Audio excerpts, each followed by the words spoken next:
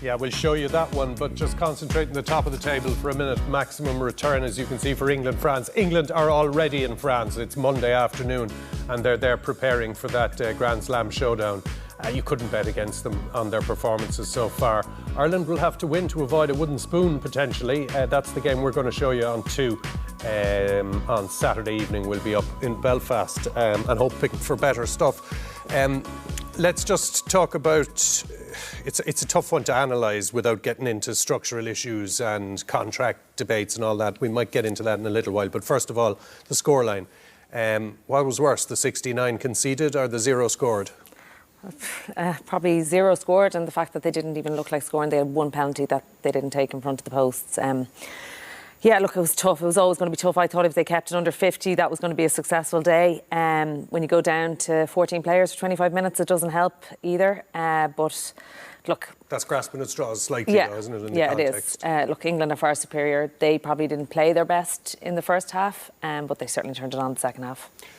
What's the fix here? It's fine, don't worry, you've only 30 seconds to fix something we've been talking about for 5 years. Yeah, look, the narrative at the moment is contracts, and I think that has to be part of the narrative, but it shouldn't be the only part, because I think if you made those players professional, they wouldn't necessarily catch up with England quickly. It's got to be the level of compensation to allow them to get a better balance to their weeks, to be able to prepare properly. It's got to be continued focus on the domestic competition, and I know there has been a better level of competition this season, but we really need to keep reinforcing that, get more people playing the game. And then the other thing is the sevens issue.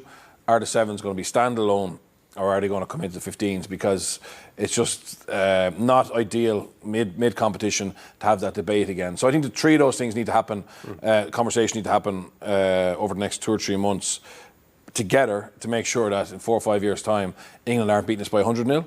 Because that's the way it's heading at the moment, I think. Okay, yeah, which is a good point. And not just Ireland, other countries as well. Yeah, no, for sure. And the sevens thing, if I explain that to maybe my daughters or younger girls, they just don't know what that's about. Like, it just doesn't seem to make sense to people. I know it wouldn't be the big fix, but it's still a weird one. Yeah, well, it's kind of jack of all, master of none. And England in particular, they don't even have the numbers to resource both the way they want. So they've completely split 15s or 7s, you take your pick, and the majority of players picked 15s, and their full focus is on that 15s World Cup. Even though there's a 7s World Cup this year, the majority of the focus from the RFU is on the 15s World Cup. Yeah, and it's such a hyper-competitive environment for them to get into that. We did this, I asked you to use your network, Fiona, just to chat to people in both camps.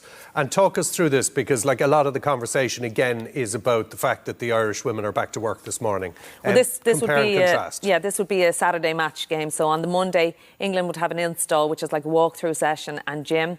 Tuesday would be a fundamentals and fast day and a gym session as well. Wednesday would be their big contact. They're looking to work at 3 minutes consistently, and this is where their squad day is selected from. The squad is selected from that Wednesday. Thursday's a day off, Friday captain run, Saturday match, repeat. But they do this throughout the season. They might have Monday to Wednesday as well in camp, and then go back to their club for the rest. And then Ireland, they're in work on Monday. Tuesday evening they might have a gym and skills session. In Dublin they might do it all together. Around the provinces they'll do it on their own. Wednesday they come into camp, they'll have 2 sessions, gym and install. Thursday, 2 sessions again. Although they'll be light, it's still an awful lot to get. They're after working hours, some of them, aren't they? Yeah, definitely. A huge amount of them are either in college or doing something along those lines. Fridays your captain's run and Saturday is your match. So, but the big thing is about recovery as well.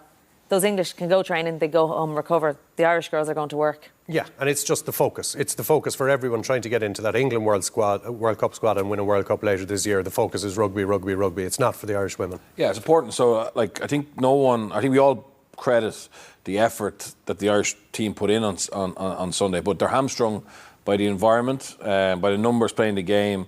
And it's not just the sevens. I mean, like, the maul defence, the scrum problems, the sevens players weren't going to fix that.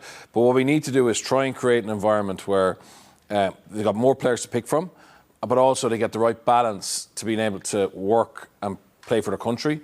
And at the moment, the way that England are preparing, France are preparing, Wales are preparing, that's not ideal for us. Will contracts fix that, and will they happen? Are contracts the magic bullet here? No, I don't think they're the magic bullet, but they might lessen the gap quicker, but that gap's going to still be there. We need more players coming through, bigger player base and the talent that's in that player base as well. Okay.